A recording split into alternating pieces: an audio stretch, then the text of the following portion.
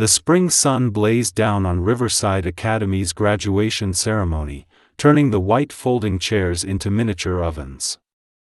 Maya Thompson sat in the third row, her cap slightly askew, watching the proceedings with a mixture of relief and exhaustion. 4 years. She had survived 4 years at one of the most prestigious private schools in Connecticut, where her scholarship stood out like a neon sign among the luxury cars in the student parking lot. Her mother, wearing her best church dress, sat somewhere in the parent section with Maya's younger brother. Maya could almost feel her pride radiating across the lawn.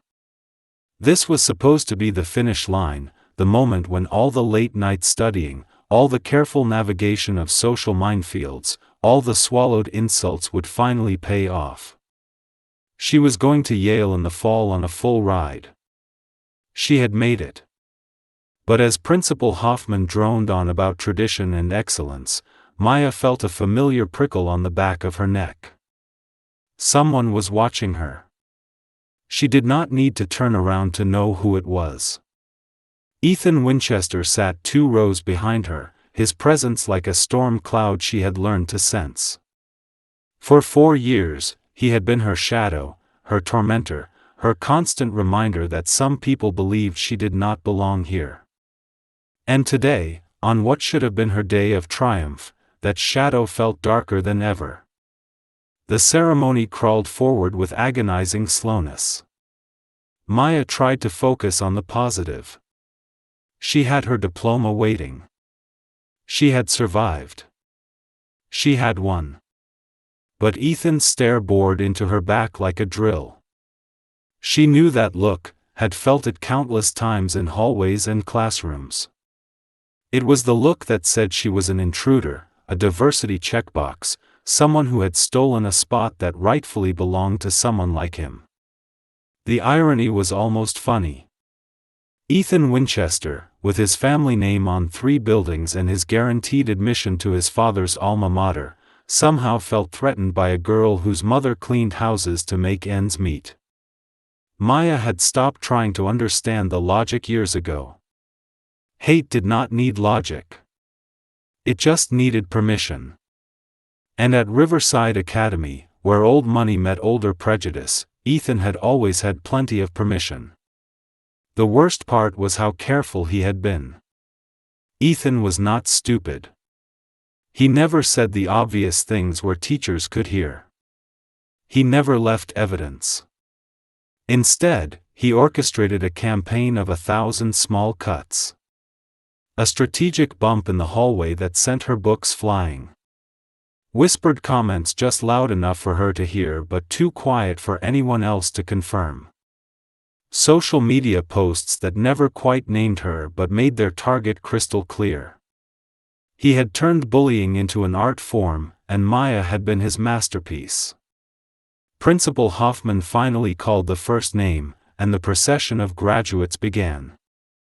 Maya watched her classmates cross the stage one by one, accepting their diplomas with varying degrees of enthusiasm. Some bounded up with joy. Others trudged with the hangover of last night's party still evident in their movements. When Hoffman called Ethan James Winchester, the applause was thunderous. Of course it was. Ethan was captain of the lacrosse team, member of 3 honor societies, and most importantly, a Winchester. His family had been attending Riverside Academy since its founding in 1873. His great-great-grandfather's portrait hung in the library.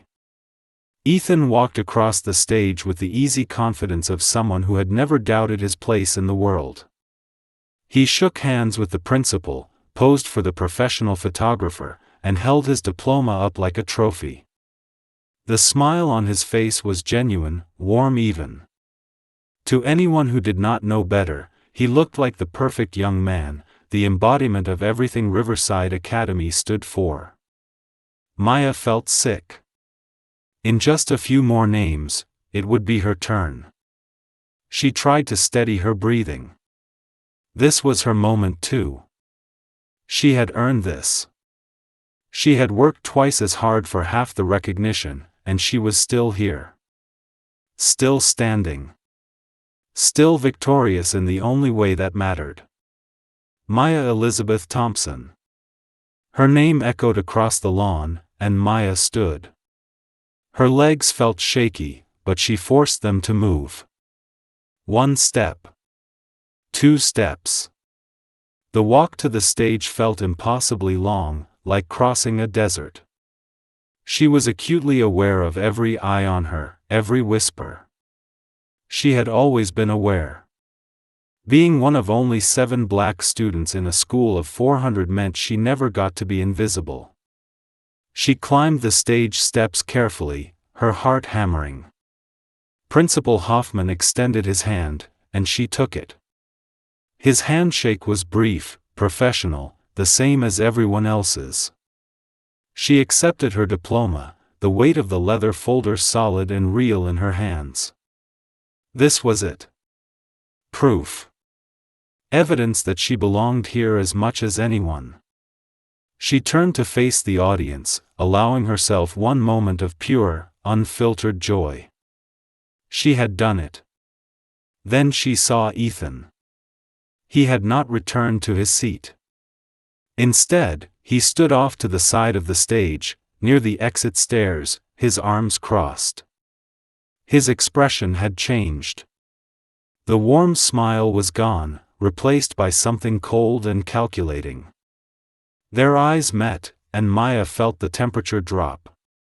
She knew that look. She had seen it before, right before he did something cruel. But what could he do here? Now? In front of everyone? She started down the stage steps, moving past him toward her seat. That was when everything shattered. Ethan moved with shocking speed. One moment he was standing still. The next, he had grabbed her arm and spun her around. Maya barely had time to register what was happening before his fist connected with her face. The world exploded in white light and pain. She felt herself falling, her cap flying off, her diploma tumbling from her hands. She hit the ground hard, the grass offering no cushion against the impact. Her vision swam. Through the haze, she saw Ethan standing over her, his face twisted with rage. This was not the calculated cruelty she had grown used to. This was something primal, something that had been building for years. "You think you're better than me?" He snarled, loud enough now for everyone to hear. "You think you deserve this?" The words that followed were vile, a string of racial slurs that cut deeper than any physical blow. The audience gasped, but no one moved. No one stopped him. Time seemed suspended in that horrible moment. Maya tasted blood. Her cheekbone throbbed. She tried to push herself up, but Ethan's foot caught her in the ribs before she could rise. The air left her lungs in a painful whoosh. "Ethan, stop!" Someone screamed. It might have been her mother. It might have been a teacher. Maya could not tell anymore. But Ethan did not stop. He kicked again, this time aiming for her face. Maya saw it coming. In that fraction of a second, something inside her shifted. She had spent 4 years taking his abuse. 4 years being the bigger person. 4 years following the rules and trusting the system. And where had it gotten her? Bleeding on the grass while he tried to kick her teeth in. Her hand shot out and caught his ankle mid-swing. The movement was instinct, muscle memory from the self-defense classes her mother had insisted she take. She twisted hard. Ethan's scream cut through the shocked silence like a knife. He went down, clutching his leg, his face pale. The sickening crack had been audible even over the chaos. Maya pushed herself to her feet, swaying slightly. Blood dripped from her split lip onto her white graduation gown. Her left eye was already swelling shut. But she was standing. Ethan writhed on the ground, still screaming. His ankle bent at an angle that made several people in the audience turn away. Maya looked down at him, and for the first time in 4 years, she felt something other than fear or anger. She felt nothing. The crowd erupted. Parents rushed forward. Teachers appeared from nowhere. Someone was calling 911. Someone else was shouting for security. Through the chaos, Maya saw her mother fighting her way through the crowd. The look on her face was one Maya had never seen before, a mixture of fury and fear and fierce protective love. "Maya. Baby, are you okay?" Her mother's hands were gentle as they touched her face, assessing the damage. "I'm fine, Mama," Maya said, though her voice sounded strange to her own ears, thick and slurred. "I'm fine." She attacked him. A voice shrieked. Maya turned to see Mrs. Winchester, Ethan's mother, pushing through the crowd. She was dressed in designer clothes, her makeup perfect, her face contorted with outrage. "That girl attacked my son. She's an animal.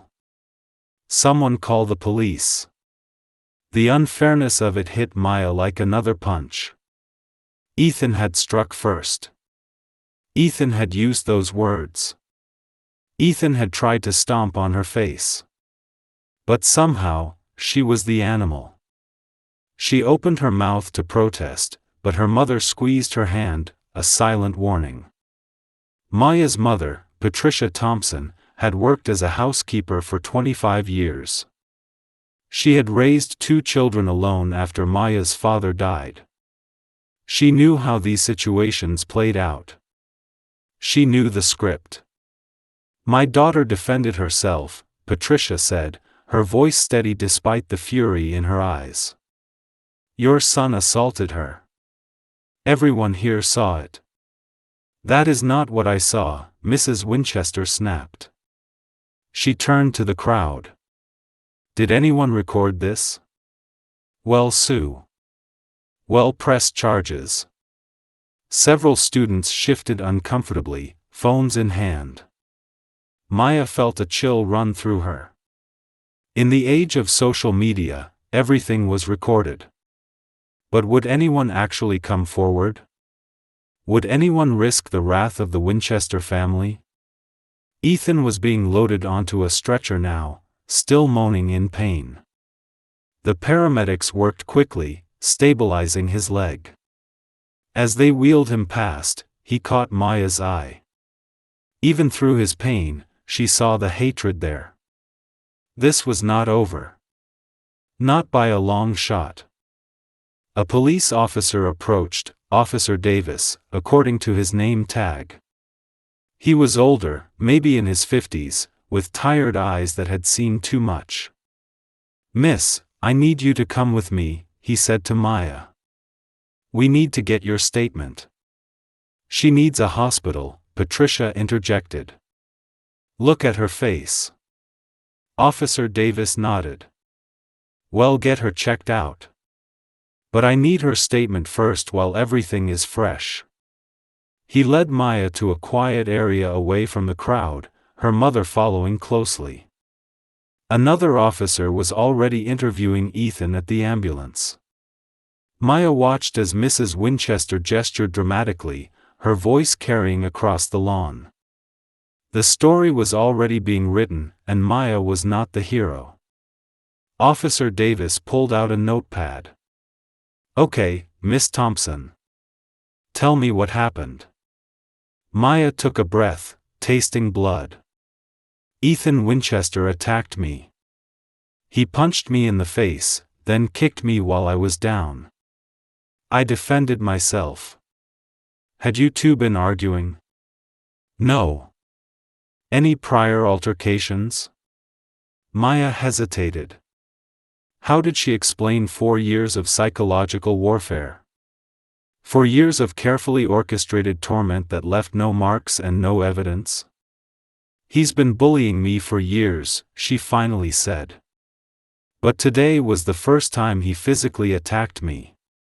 Officer Davis wrote something down. Any witnesses to the bullying? Everyone, Maya said. And no one. She saw the skepticism in his eyes. She had seen that look before, too. The look that said she was being dramatic, oversensitive, playing the race card. The look that said boys will be boys and maybe she should have just ignored it. "I'll need specific incidents," Officer Davis said. "Dates, times, witnesses." Maya felt exhaustion wash over her. She was bleeding, possibly concussed, and this officer wanted her to provide a documented case file on the spot. Meanwhile, Mrs. Winchester was probably already on the phone with the family's lawyers. "My daughter needs medical attention," Patricia said firmly. "You can get the rest of your questions answered at the hospital." Officer Davis looked like he wanted to argue, but something in Patricia's expression made him reconsider. He nodded. "Well, continue this later. But Miss Thompson, I should warn you that the Winchester family is talking about pressing charges. Assault and battery. That's a serious accusation." Maya almost laughed. "Almost. He attacked me first." "That's your version," Officer Davis said. "But there are multiple witnesses saying you were the aggressor." The lie was so blatant, so absurd, that for a moment Maya could not process it. Then understanding crashed over her like a wave. The Winchester family was rewriting the narrative. They had money, influence, and a network of allies who would say whatever needed to be said. Maya had a split lip and a ruined graduation gown. The ambulance carrying Ethan pulled away, sirens wailing. A second ambulance remained for Maya. The paramedics cleaned her wounds, checking for serious damage. Her cheekbone was fractured. Her ribs were bruised but not broken. She would need stitches for the cut on her lip. As they worked, Maya watched the graduation ceremony limp to a disappointing conclusion. Principal Hoffman was making some kind of announcement, but Maya could not hear the words. The other graduates were being ushered to their seats. Parents were whispering frantically. The perfect Riverside Academy image had been shattered. And somehow, Maya knew, they would find a way to blame her for that too. Her mother rode with her in the ambulance, holding her hand the entire way. "We're going to fight this," Patricia said quietly. "Whatever they try to do, we're going to fight." Maya wanted to believe her. But she had spent 4 years fighting, 4 years being strong, 4 years proving she belonged. And where had it gotten her? Bleeding in an ambulance while her attacker was probably already being painted as the real victim. At the hospital, a young doctor stitched her lip with practiced efficiency. The pain was sharp but manageable. Maya focused on breathing, on staying present. The doctor, whose name tag read Dr. Patel, worked in silence for a while before speaking. "The police will want photos," she said. "For evidence. Is that okay?" Maya nodded. Dr. Patel's expression softened. "I'm sorry this happened to you. Graduation should be a celebration." "It was supposed to be," Maya said, her words slightly garbled by the stitches. After Dr. Patel finished, a nurse came in to take photographs of Maya's injuries. The flash was bright and clinical. Each click of the camera felt like another theft of dignity.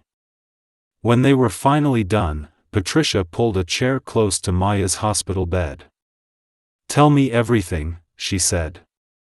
"All of it. Every detail." So Maya did. She told her mother about the 4 years of torment. The whispered slurs. The deliberate exclusion. The social media campaign that had made her afraid to check her phone. The time Ethan had accidentally spilled chemicals on her in chemistry class, ruining her project. The constant, grinding pressure that had made every day at Riverside Academy feel like walking through a minefield. Patricia listened, her face growing harder with each revelation. "Why didn't you tell me?" she finally asked. Maya looked at her hands. "Because you were so proud. Because you sacrificed so much to get me into that school. Because I thought I could handle it. Baby, you should never have had to handle it alone. I know that now." A knock on the door interrupted them. Officer Davis entered, looking uncomfortable. "Miss Thompson, I need to inform you that the Winchester family has formally pressed charges. You're being accused of assault and battery. There will be an arraignment." Patricia stood up, her 5'2" frame somehow imposing. "My daughter defended herself against a racist attack. Every word he said was caught on someone's phone. Every blow he struck was witnessed. Mrs. Thompson, I understand you're upset. Patricia's voice was ice. "My daughter was attacked at her graduation ceremony. And instead of arresting her attacker, you're here threatening to arrest her. Does that sound like justice to you?" Officer Davis shifted uncomfortably. "I don't make the laws, ma'am. I just enforce them. The Winchester family has resources. They have lawyers. They're pushing hard on this." "Then well, push back harder," Patricia said. After Officer Davis left, Maya felt the weight of what was coming settle over her. The Winchester family was declaring war. They had money, connections, and a legal system that had always protected people like them.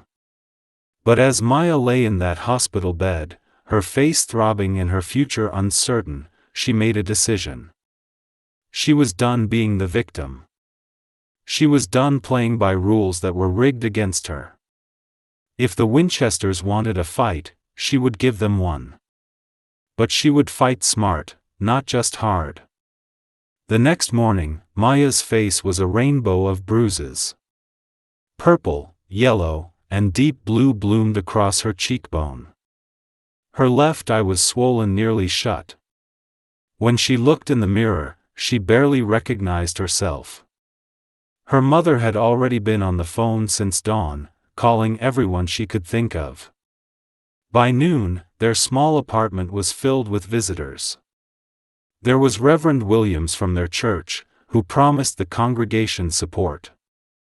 There was Mrs. Chen, their neighbor, who worked as a paralegal and offered to help navigate the legal system. And there was Marcus, Maya's younger brother, who looked at her injuries with tears streaming down his face. "It'll kill him," Marcus said, his 15-year-old voice cracking. "I swear no," Maya said firmly. "That's exactly what they want. They want us to be the angry, violent ones. We're going to be smarter than that." "But Maya, trust me," she said. She picked up her phone, which had been buzzing non-stop since yesterday. The video had gone viral. Someone had posted the full recording online, and it had been shared thousands of times. Maya watched it once, forcing herself to see what everyone else was seeing. The video was damning. It showed Ethan clearly throwing the first punch. It showed him kicking her while she was down. It captured every vile word he had screamed. There was no ambiguity, no room for interpretation. The truth was there in high definition. But the comments section was a war zone. Some people expressed outrage at Ethan's actions. Others defended him, claiming Maya must have provoked him somehow. And a disturbing number of people used the video as an excuse to spew their own hatred. Maya closed the app, feeling sick. The internet had turned her trauma into entertainment. That afternoon, a lawyer arrived. His name was Robert Morrison, and he came recommended by Reverend Williams. Morrison was in his 60s, black, and had spent his entire career taking on cases that other lawyers would not touch. "I've reviewed the video," Morrison said, settling into their worn couch. "It's clear-cut self-defense. The problem is we're dealing with the Winchester family. They have Judge Harrison in their pocket. He plays golf with Ethan's father. So what do we do?" Patricia asked. "We make this too public for them to bury," Morrison said. "The video going viral is actually good for us. The more attention this case gets, the harder it will be for them to manipulate the outcome." He looked at Maya. "But I need to warn you. This is going to get ugly. They're going to dig into your life. They're going to try to paint you as aggressive, as someone with a history of violence." "But I don't have a history of violence," Maya protested. "Doesn't matter," Morrison said bluntly. "They'll manufacture one. A heated argument with a teacher. A shouting match with another student. Anything they can twist. So we're going to lose," Maya said flatly. "No," Morrison said, and his smile was sharp. "We're going to make them wish they had never started this fight. But I need you to be completely honest with me. Is there anything in your past they can use? Anything at all?" Maya thought hard. "Nothing. I've never been in trouble. Never even had detention." "Good. That helps." He pulled out a notepad. "Now, tell me about the bullying." "Everything. And I mean everything." For the next 3 hours, Maya recounted every incident she could remember.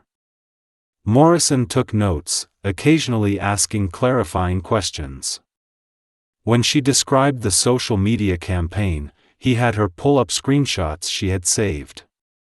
"This is good," he said, reviewing the evidence. "This establishes a pattern. It shows this wasn't a random incident but the culmination of a sustained campaign of harassment." "Will it be enough?" Patricia asked. "It's a start," Morrison said. "But we need more. We need to find other victims. The Winchesters have been powerful in this town for generations. Ethan isn't the first one to abuse that power. How do we find them?" Maya asked. Morrison stood, gathering his papers. "We start asking questions." Over the next week, Maya became a reluctant detective. With Morrison's guidance, she began reaching out to other Riverside Academy students, current and former. Most were too scared to talk. The Winchester family's reputation was not built on kindness but on consequences for those who opposed them. But slowly, cautiously, people began to come forward. There was James Park, a Korean-American student who had graduated 2 years earlier. He described how Ethan had tormented him throughout his sophomore year, making racist jokes and orchestrating his exclusion from the lacrosse team. There was Jennifer Santos, who had left Riverside Academy midway through her junior year after Ethan spread vicious rumors about her.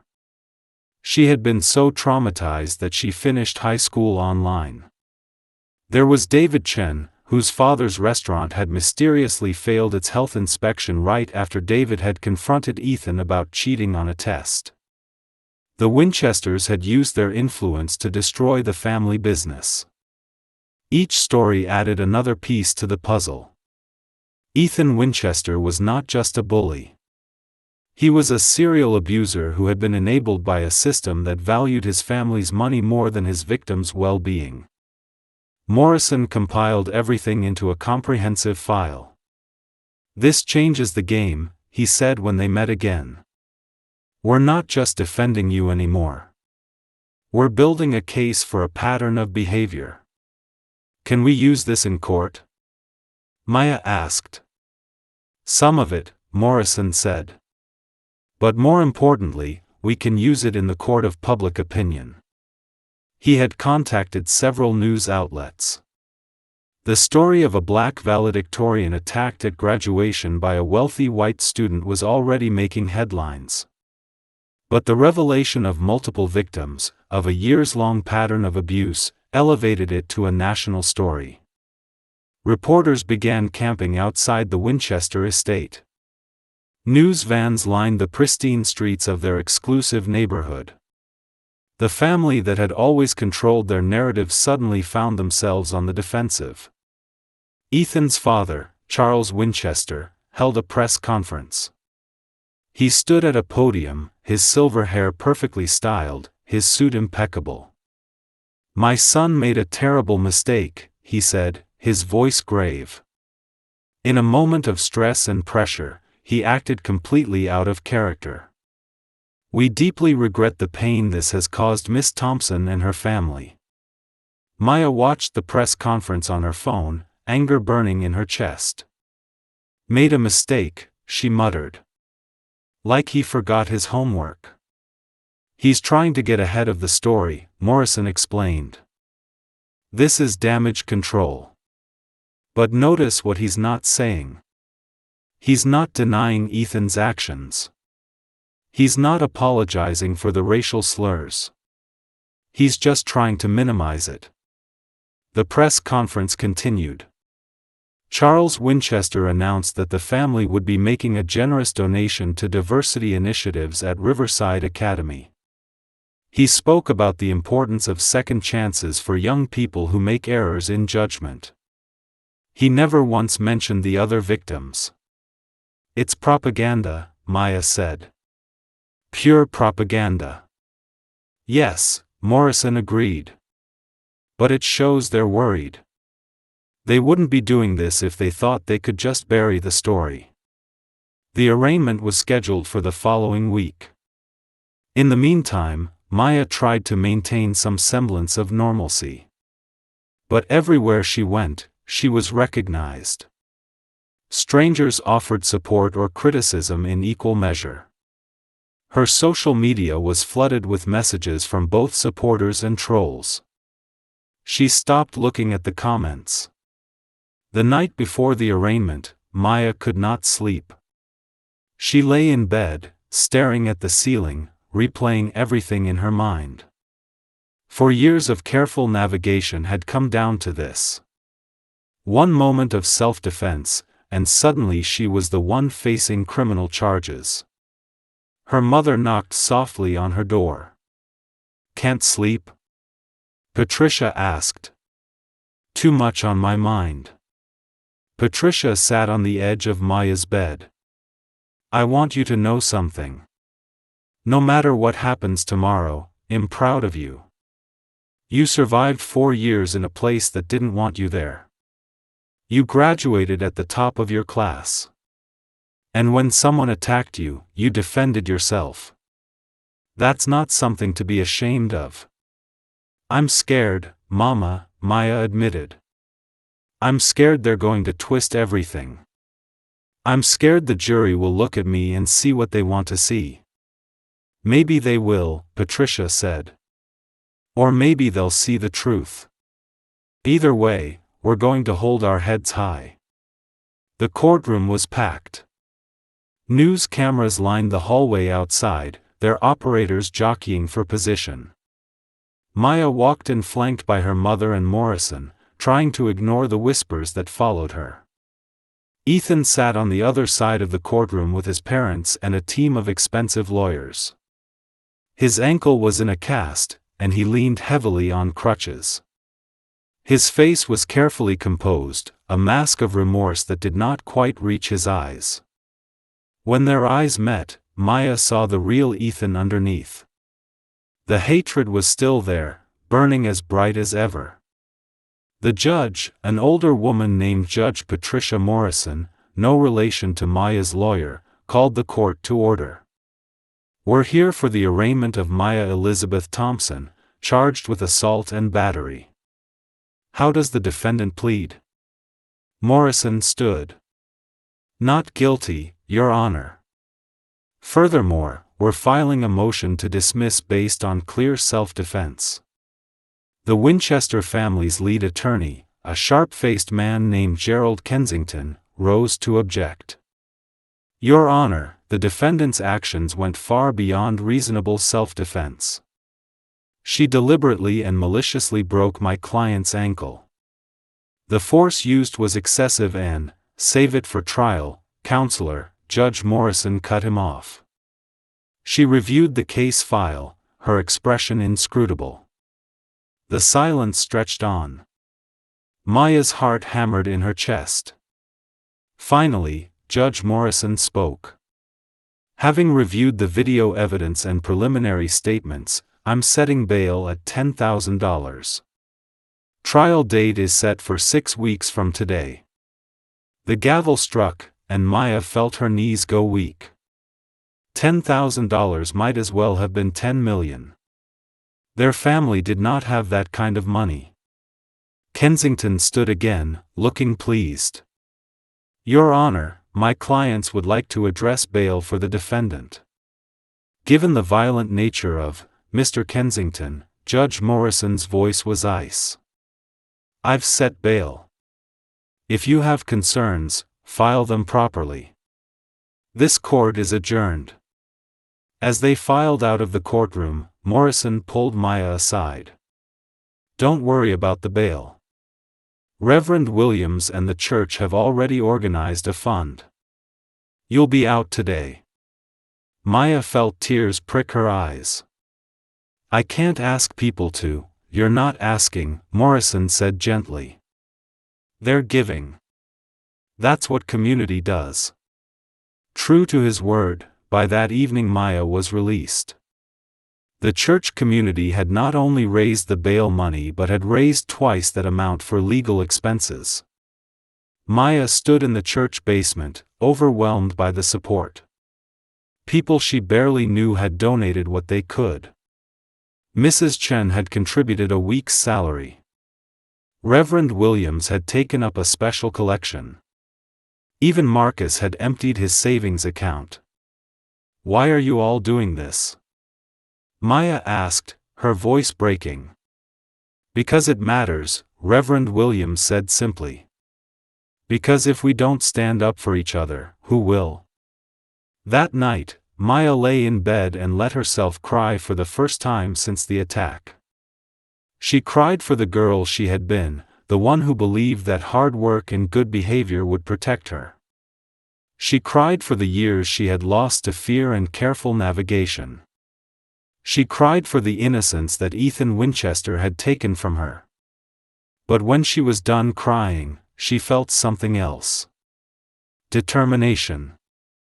Anger, yes, but channeled now. Focused. The Winchesters thought they could buy their way out of this. They thought their money and influence made them untouchable. Maya was going to prove them wrong. Over the next 6 weeks, Morrison worked tirelessly to build their case. He deposed the other victims, gathering their testimonies. He subpoenaed Riverside Academy's records, uncovering a pattern of complaints about Ethan that had been systematically ignored or buried.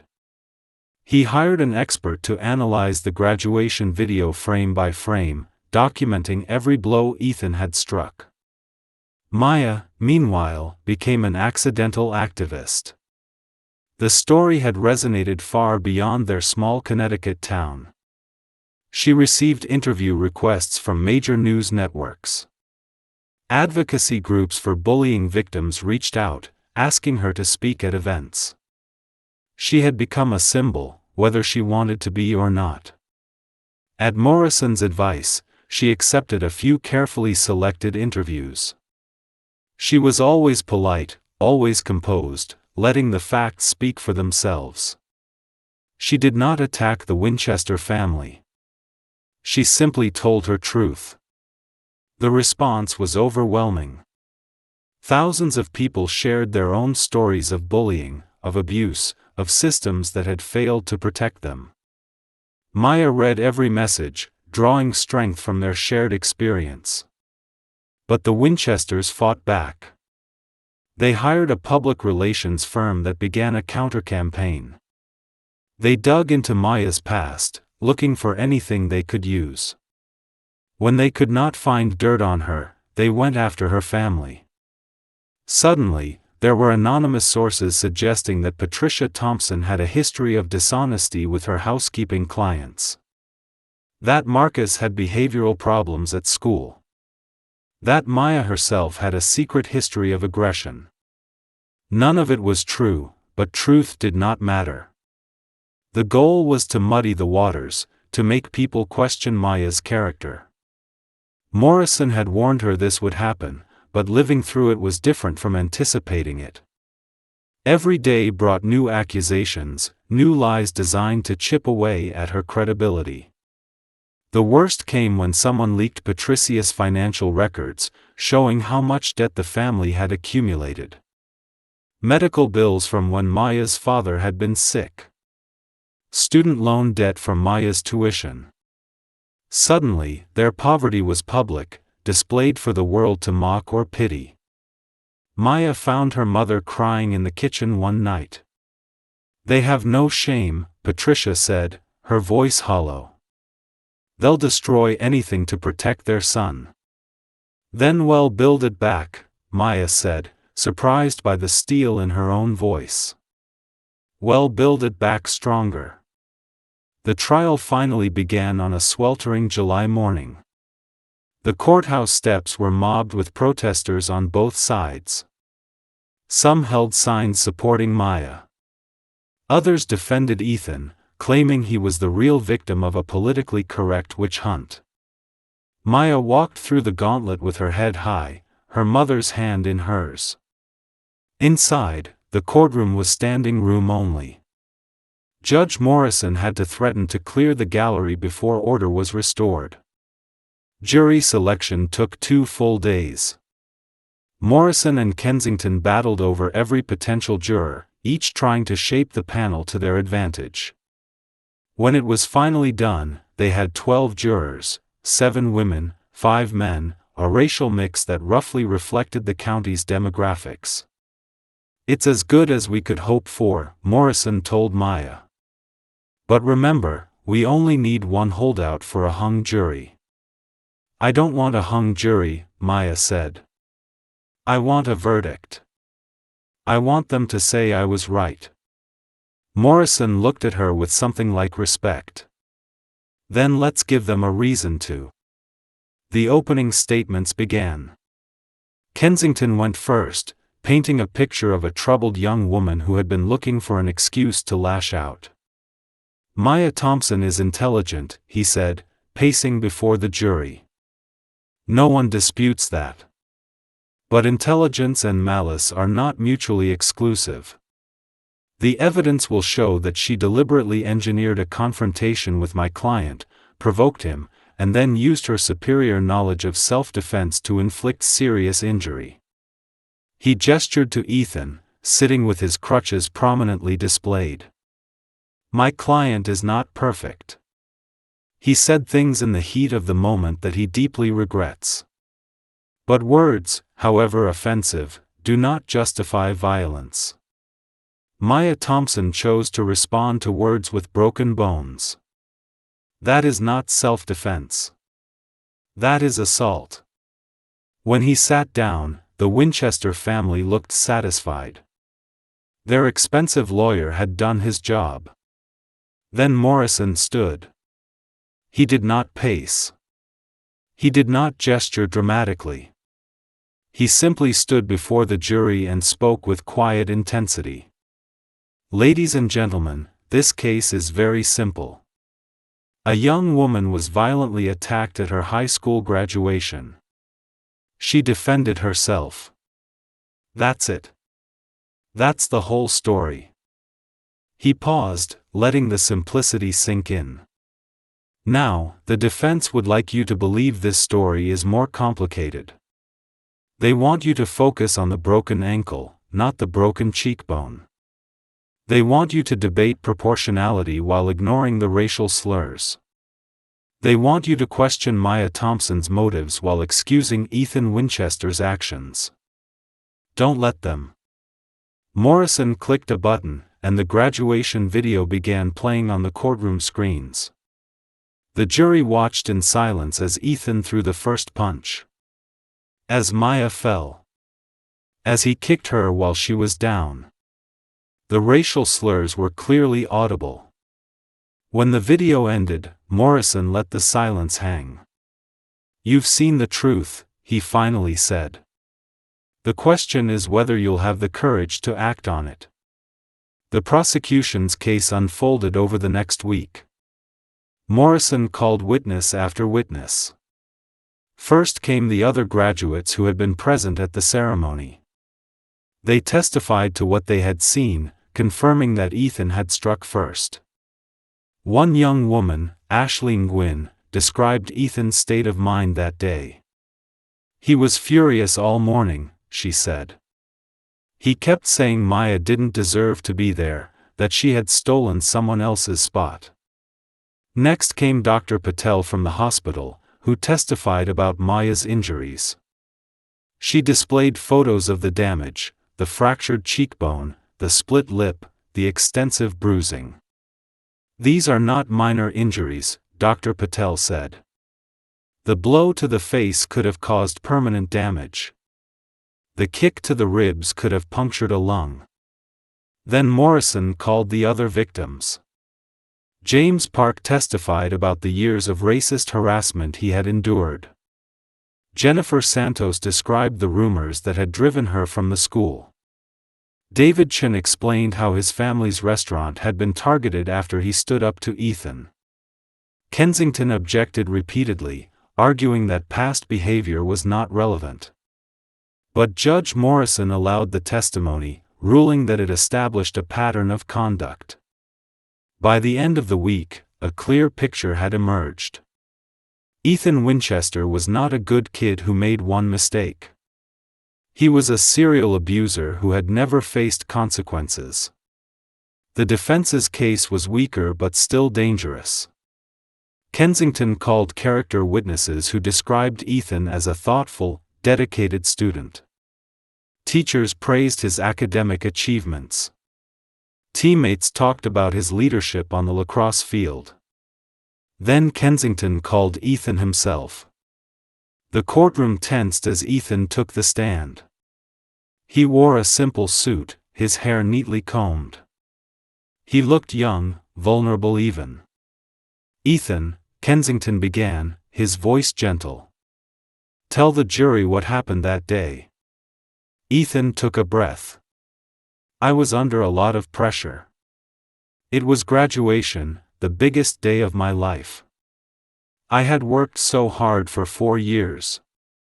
He paused, as if gathering courage. "Maya approached me backstage. She was angry about something. She started yelling at me, accusing me of things. I tried to walk away, but she grabbed my arm. Maya felt her jaw clench. The lie was so brazen, so complete. I pushed her away," Ethan continued. "Just trying to create space. But she came at me aggressively. I panicked. I threw a punch, which was wrong, I know that. But I was scared." "And the words you used?" Kensington prompted. Ethan's expression became one of deep shame. "I said terrible things. Things I didn't mean, things I'm ashamed of. I was angry and hurt and I lashed out with the most hurtful words I could think of. But I didn't mean them. I'm not racist." The jury looked skeptical, but Kensington had planted the seed. Maybe this was all just a tragic misunderstanding between two stressed teenagers. Morrison's cross-examination was surgical. "Mr. Winchester, you testified that you were scared when Maya approached you. Is that correct?" "Yes." "But you're 6 feet tall and weigh approximately 190 pounds, correct?" I guess. And Maya is 5 feet 5 and weighs approximately 130 pounds? I didn't weigh her, Ethan said, earning a few uncomfortable laughs. Morrison did not smile. You testified that she was yelling at you. What exactly was she yelling? Ethan hesitated. I don't remember exactly. You don't remember? This was 6 weeks ago, the most important day of your life, and you don't remember what made you so scared? It was chaotic, Ethan said. Really? Because you seem to remember in great detail that she grabbed your arm and came at you aggressively. You remember feeling scared. You remember deciding to throw a punch. But you don't remember the words that supposedly triggered all of this? Ethan's composure cracked slightly. I was focused on the threat. The threat, Morrison repeated. Let's talk about threats. James Park, Jennifer Santos, David Chen. Do you know those names? I went to school with them. Did you threaten them? No. Did you harass them? No. Morrison pulled out a document. This is a complaint filed by James Park's parents in your sophomore year. It describes how you called him racial slurs and organized his exclusion from the lacrosse team. Do you remember that? That was a misunderstanding, Ethan said. A misunderstanding. And Jennifer Santos? Was spreading rumors that destroyed her reputation also a misunderstanding? Kensington jumped to his feet. Objection. Beyond the scope. Sustained, Judge Morrison said. Mr. Morrison, stick to the incident in question. Morrison nodded, switching tactics. Mr. Winchester, you said you didn't mean the racial slurs you used. Is that correct? Yes. But you did use them? Yes. And you've used them before, haven't you? With other students? I might have, Ethan admitted. As jokes. Jokes, Morrison said, his voice dripping with contempt. Did Maya think it was funny when you called her those names? I don't know. Did James Park think it was funny? Objection. Sustained. Morrison turned back to Ethan. You testified that you threw a punch because you were scared. But after she fell, you kicked her. Is that correct? I was still scared. Scared of a person lying on the ground? So scared that you kicked her in the face? I wasn't thinking clearly. No, Morrison said.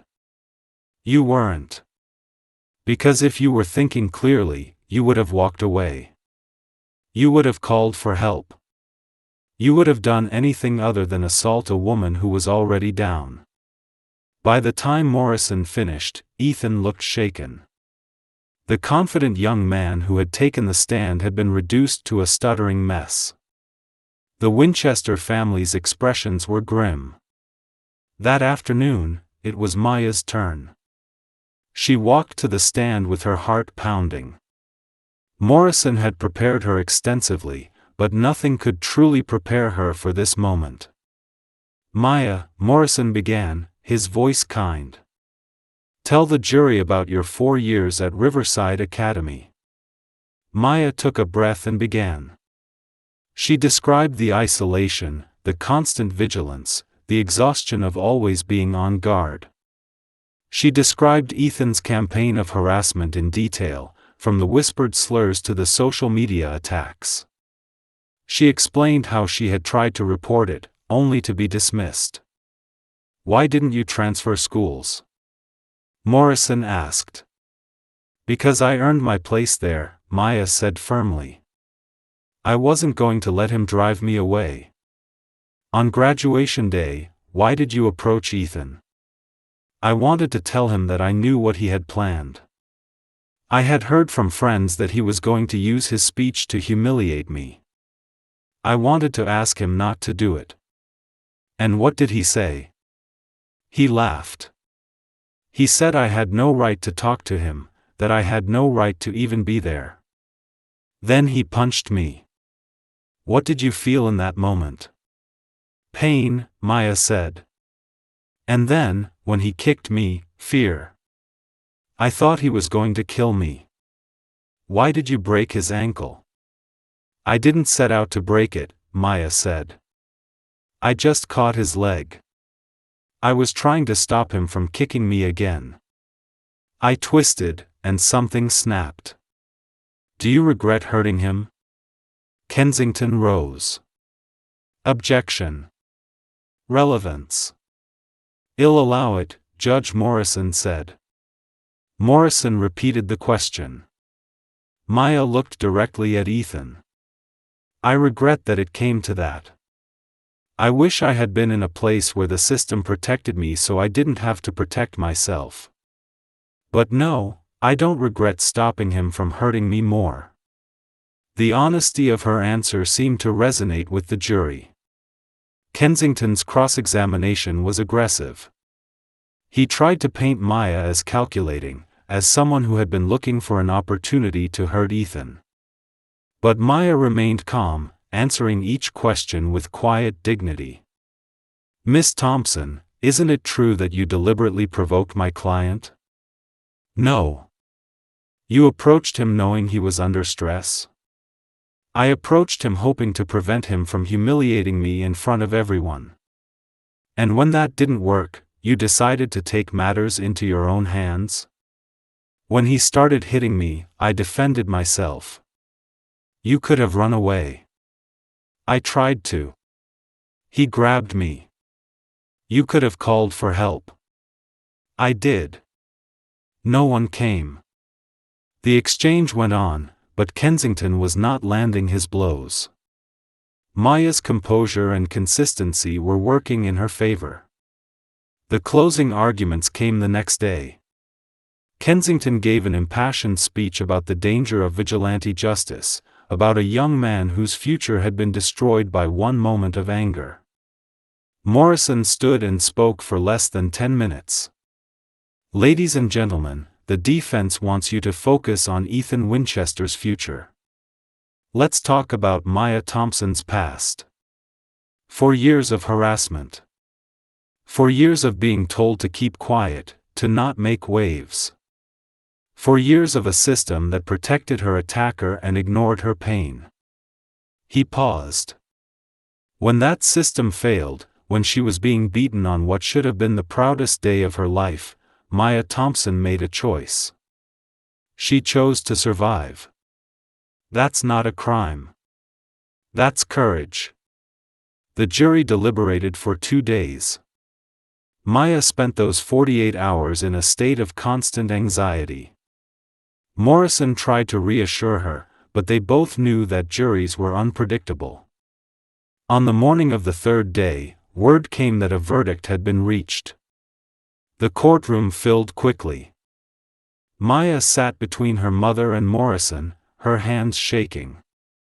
The jury filed in, their faces giving nothing away. Has the jury reached a verdict? Judge Morrison asked. The foreman stood. We have, Your Honor. In the case of the state versus Maya Elizabeth Thompson, on the charge of assault and battery, how do you find? The foreman looked at Maya. Not guilty. The courtroom erupted. Supporters cheered. The Winchester family sat in stunned silence. Maya felt her mother's arms around her, felt Morrison's hand on her shoulder. Not guilty. The words echoed in her mind. She had won. But as the initial joy faded, Maya looked across the courtroom at Ethan Winchester. He sat with his head down, his parents on either side. For the first time, she felt something almost like pity. He had been raised to believe he was untouchable, that his family name would protect him from any consequence. And now, he was facing the reality that actions had consequences, that privilege had limits. Judge Morrison called for order. Winchester, she said, addressing Ethan directly. You have not been charged in this case, but I want to be clear. The jury's verdict is a statement. Your actions that day were criminal. The only reason you're not facing charges is because the district attorney chose not to pursue them. But understand this, your behavior has been documented, witnessed, and condemned. If you ever appear in my courtroom again, I will not be lenient. She turned to Maya. Miss Thompson, I wish you well. Your strength and dignity throughout this ordeal have been remarkable. The gavel struck, and it was over. Maya walked out of the courthouse into a sea of cameras and questions. Morrison handled the press while Maya stood beside him, still processing what had happened. That night, their small apartment was filled with celebration. Reverend Williams brought food. Mrs. Chen brought flowers. Marcus hugged his sister so tightly she could barely breathe. You did it, he kept saying. You actually did it. But as the celebrations wound down and the apartment emptied, Maya found herself sitting alone in her room, staring at her college acceptance letter from Yale. The trial was over, but the damage remained. She had lost 4 years of her life to fear and stress. She had been forced to defend herself in ways that no 18-year-old should have to. She had won her case, but at what cost? Her phone buzzed. It was a message from an unknown number. Thank you. Maya stared at the message, confused. A second message followed. This is Jennifer Santos. I saw the trial. Seeing you stand up to him, it gave me courage. I'm going back to school in the fall. I'm not going to let what he did define me anymore. More messages followed over the next hour. James Park. David Chen. Others whose names she did not know but whose stories she recognized. Victims finding their voice, finding their courage. Maya realized then that her fight had been about more than just her own justice. It had become a symbol for everyone who had ever been bullied, ever been told to stay quiet, ever been made to feel less than. The victory was not just hers. It belonged to all of them. The next morning, Maya met with Morrison one final time. What happens now? She asked. Morrison smiled. Now you live your life. You go to Yale. You become whoever you want to be. And the Winchesters? They'll recover, in their own way. Money doesn't disappear just because a trial doesn't go your way. But their reputation is damaged. Ethan's name is now associated with racism and violence. That's a stain that won't wash away easily. Is that enough? Maya asked. Morrison considered the question. Justice isn't always about punishment. Sometimes it's about truth. The truth is out now. Everyone knows what he did, what he is. He'll carry that for the rest of his life. Maya walked out of Morrison's office and found herself wandering toward Riverside Academy. She had not been back since graduation. The building looked the same, pristine and imposing. But it felt different now. Smaller somehow. She thought about the girl she had been when she first walked through those doors 4 years ago.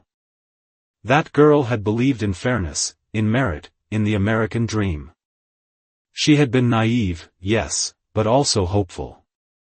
The woman standing here now was different. Harder. Wiser. More cautious. But not broken. The attack had taken something from her, but it had also given her something. Strength. Clarity. A deep understanding of injustice that would drive her for the rest of her life. Maya pulled out her phone and took a picture of the school. She posted it to her social media with a simple caption, I survived this place. Now watch what I do next. The responses came flooding in. Messages of support, of solidarity, of inspiration. 3 months later, Maya stood in her dorm room at Yale, unpacking boxes. Her roommate, a cheerful girl from California named Sophie, was chattering about their classes and the campus social scene. Maya listened with half an ear, her attention caught by a framed photo her mother had packed. It was from graduation day, taken moments before everything happened.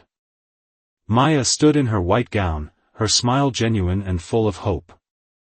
She looked at that girl, that younger version of herself, and felt a complicated mix of emotions. Grief for what had been lost. Gratitude for what remained. That night, Maya attended a campus event for first-year students. She found herself in a conversation with a group discussing their high school experiences. When someone asked about her graduation, Maya hesitated. She could share the story, relive the trauma, become that girl all over again. Or she could move forward. It was memorable, she finally said, and left it at that. Later, as she walked back to her dorm under the autumn stars, Maya thought about everything that had happened. The bullying. The attack. The trial. The victory. She thought about Ethan Winchester, who was somewhere dealing with his own consequences. She thought about all the other victims who had found their voice through her fight.